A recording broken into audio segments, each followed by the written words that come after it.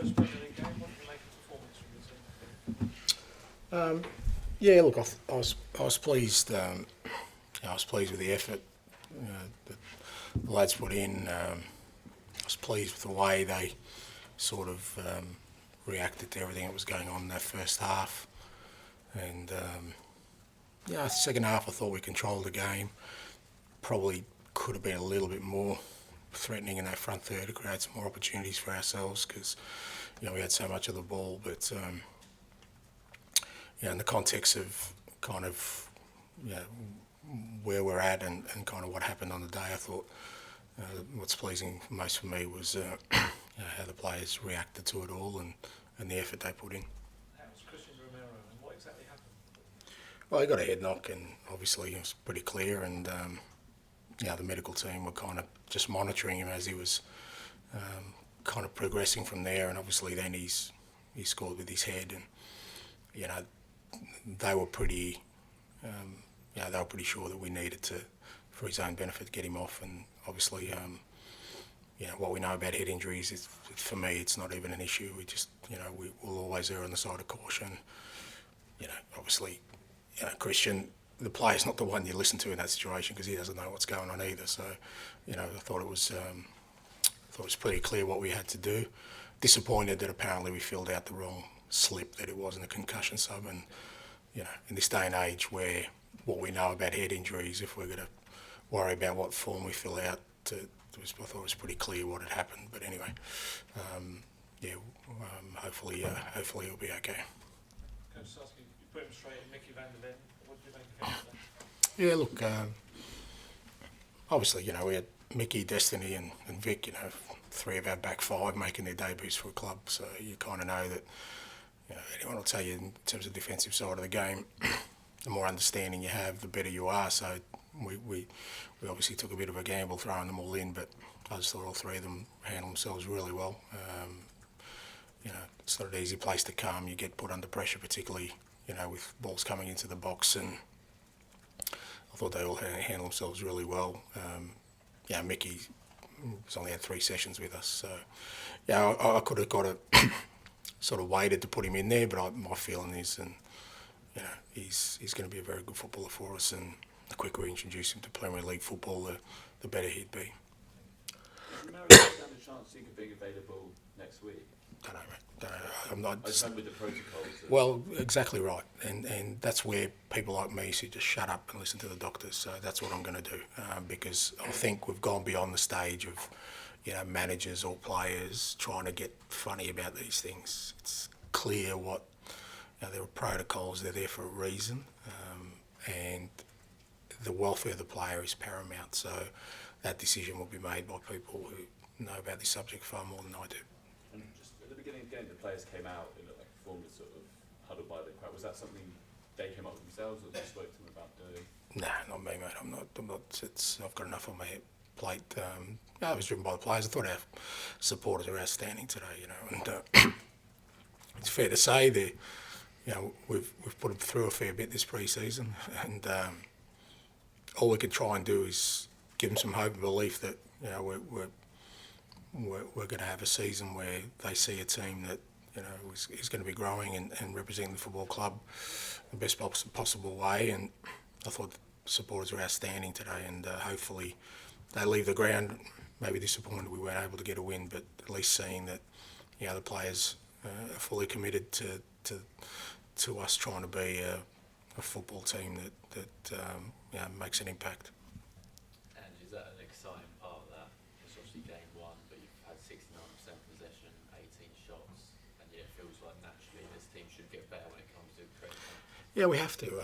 Whatever we did today, and you never know because, and again, we haven't had an ideal pre-season, so kind of in the back of my mind, I'm thinking, as much as you have to be ready, I was concerned whether we were from a physical standpoint. I don't think we are yet, but part of that is also how the players embrace that challenge, and it was a good starting point for us today. But we need to improve, and we have to improve, and we will, and like I said, I think 2-1 down, conceding a penalty, a known goal, would have been very easy for us to drop our heads.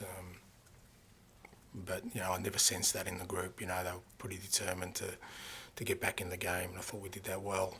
And like I said, just maybe lacked a little bit of a cutting edge today. And it's the first game since Harry left. We asked you on Friday, how the players were feeling. You said you didn't know, you hadn't spoken to them yet, and they hadn't yet. Dylan had actually gone through that point. Did you address them over this issue? Because he's obviously such a unique figure in Spurs history ahead of this game. How do you feel they coped without him today? I think I also said that football clubs move on pretty quickly. I haven't needed to address it. I haven't needed to, give them a warm, fuzzy cuddle just to see how they are. I mean, we had a game to prepare for, and they knew that, and I think that was the important thing for us. If you felt like we were distracted, or I was distracted, or anyone else, I think you would have seen evidence of it today, particularly after, like I said, that first half, the way it went. But we showed a real resilience that we're going to need, because it's going to be a challenging year for sure. We're going to need that. When we lose our most influential defender, at 1-0, when we've already got, like I said, 2 guys making their debuts in that back 4, and then you can see goals which kind of are out of your control. Then, the fact that they showed the resilience they did, I think, is a good sign. I'm not sure I've ever been to a game where it's been delayed because there's no water in the stadium. Have you ever had that before, and how did that affect 27 years of managing, mate, and that's the beauty of it. There's always something new. So, just another little byline in my autobiography, mate.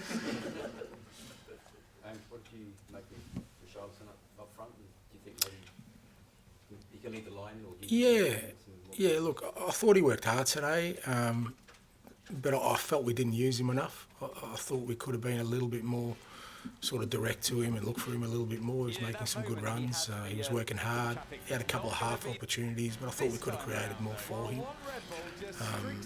But the key for us with Richie is just to keep supporting him, because he's working awfully hard for the team in a defensive sense. And when we get into that front third, to try and I thought we didn't look for him enough today.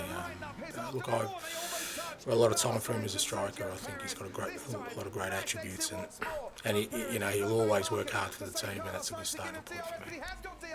Because Perez was ahead, wasn't he? Going into the detection zone, and he's coming back at Sergio Perez. Down on the inside, he cuts off the Red Bull, but gives him a calf flip. Perez forces sights out wide to the outside. They're absolutely level, going through turn 5. Round the outside, Sergio Perez has to concede the cut. Eric's part of this team. We left a few out today. We've left some players, on the bench today. They're very good players. We need a strong squad. It's not about 11 players, and Eric's in the same boat as all the other boys. He's working hard at training. He's available for selection, and then I guess my decisions then are on what I think will get us the best chance of success for any given game, and then we reassess the week after. So nothing really unusual there. Okay, last one, please. Ange, a lot of added time in the first half. What were your feelings when the board went up with 11 minutes on it, and how are you feeling generally about the prospect of much longer games this season?